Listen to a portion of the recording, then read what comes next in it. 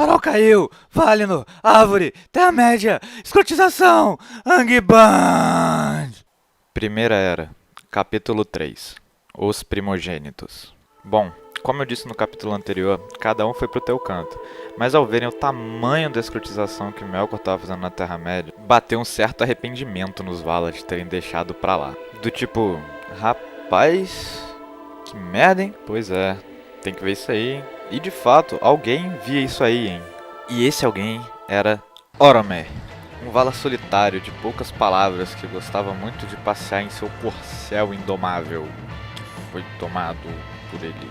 E assim como Ulmo, seu coração nunca conseguiu deixar a Terra-média de fato, então ele dava passeios lá só pra ver de qual era boa e o que ele tava rolando, e afinal eles temiam que os primogênitos fossem despertar nessa escrotidão toda de Melkor, então alguém precisava ver isso aí, hein?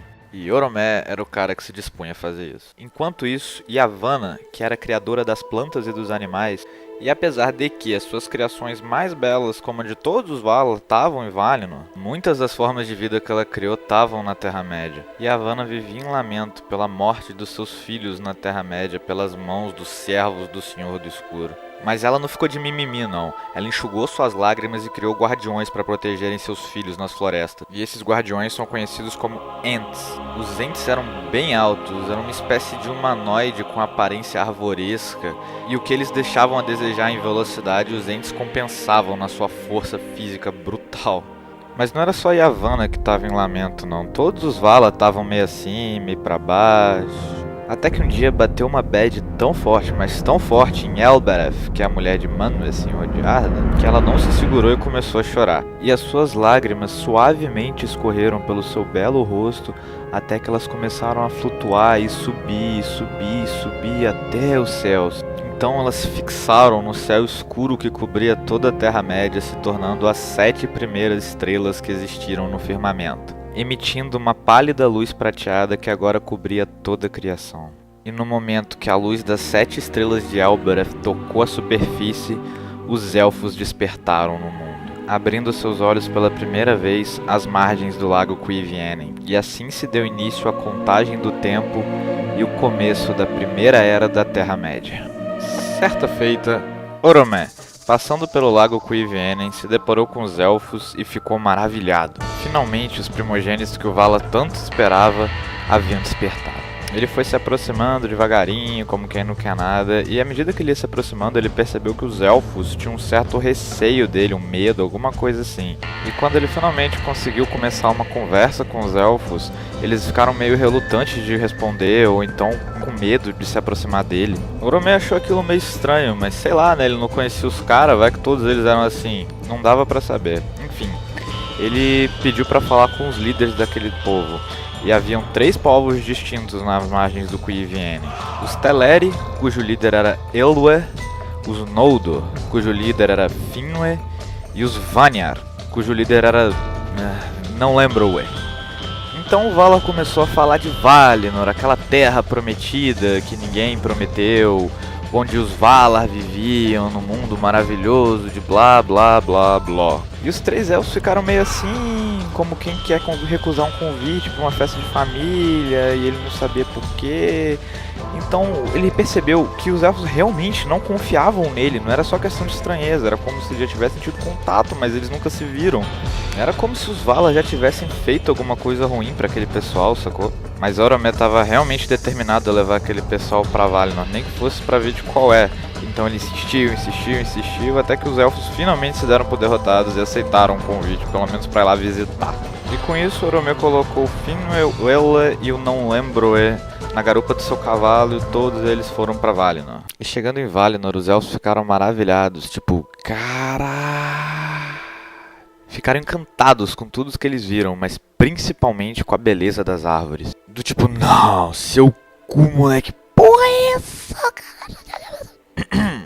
Seguindo em frente. Finwë, Elwë e Não Lembro só conheciam a luz pelas estrelas, e era uma luz bem fraquinha e pálida, como a luz de uma estrela.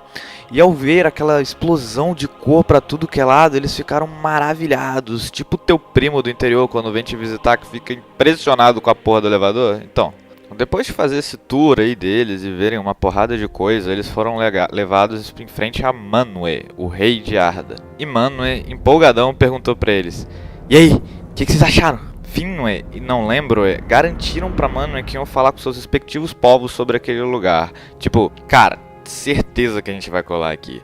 Obrigado pelo convite e desculpa qualquer coisa, tá? Mas Elwë respondeu: "Meh", com uma cara de desconfiado da porra. Manwë ficou meio confuso com a relação de Elwë e aí ele perguntou: "E afinal, você vai se mudar com seu povo pra cá ou não?" E o líder dos Teleri respondeu: "Cara, vou marcar, tá?" Depois disso ficou um clima meio esquisito e eles decidiram que era melhor ir embora. Então Orome botou os três de novo na sua garupa e os levou de volta para as margens do lago Cuivienen. Lá eles falaram com seus respectivos povos sobre a Terra Prometida e sobre o convite dos Vala. Boa parte da galera animou, mesmo tendo que fazer essa viagem gigante a pé e enfrentar todos os perigos que tem no meio do caminho, eles ficaram curiosos para conhecer essa tal Terra Prometida. Mas por outro lado, uma galera menor acabou decidindo que era melhor não ir não, que eles tinham muito medo do desconhecido, que não sei o que, e ficaram lá por lá mesmo. E assim teve início a marcha dos elfos para oeste, rumo a Valinor, passando por toda a Terra-média. E Orome acompanhou os elfos durante todo o percurso, para ter certeza de que Melkor não ia tentar escrotizar ninguém ou fazer nada de errado. Porque brigar entre os irmãos é uma coisa, agora zoar com os filhos de Eru e Lúvatar, isso era imperdoável. Filho do chefe, né? Você sabe como é. When the cold of winter comes, starless night will cover day in the veiling of the sun. We will walk in bitter rain, but in dreams. Yo, bem-vindo ao Ovo de Páscoa e na trivia de hoje eu vou falar um pouco sobre a diferença entre Eldar e Sindar, que são classificações dos elfos, que eu vou falar bastante daqui pra frente, então é melhor estar familiarizado com esses termos. Os elfos que seguiram o caminho até Valinor, aceitando o convite dos Vala e viram a luz das árvores, ficaram conhecidos como os Eldar, enquanto os outros que ficaram pra trás por medo do desconhecido, qualquer coisa que seja, foram chamados de Sindar. Ou Elfos da Noite, porque eles ficaram na noite e não viram a luz lá. Os Eldar e os Sindar viveram durante milênios em lugares completamente diferentes, então a sua cultura ficou completamente diferente. No começo todos eles viviam juntos nas margens do Cuivienen, mas como os Eldar foram para Valinor, eles desenvolveram um idioma diferente chamado Quenya. E os Sindar, que ficaram para trás, desenvolveram um idioma diferente chamado Sindarin. A única coisa que era similar na cultura dos dois que sobreviveu com o passar dos tempos era a escrita. Ambos os povos usavam aquelas letrinhas bonitinhas de Tolkien que você vê escrita no anel, aquilo se chama Tengwar. E que apesar de ter sim algumas diferenças na escrita dos Eldar com a escrita dos Sindar, ambos os povos conseguem entender o que o outro escreve tranquilamente. E é isso, até o próximo episódio.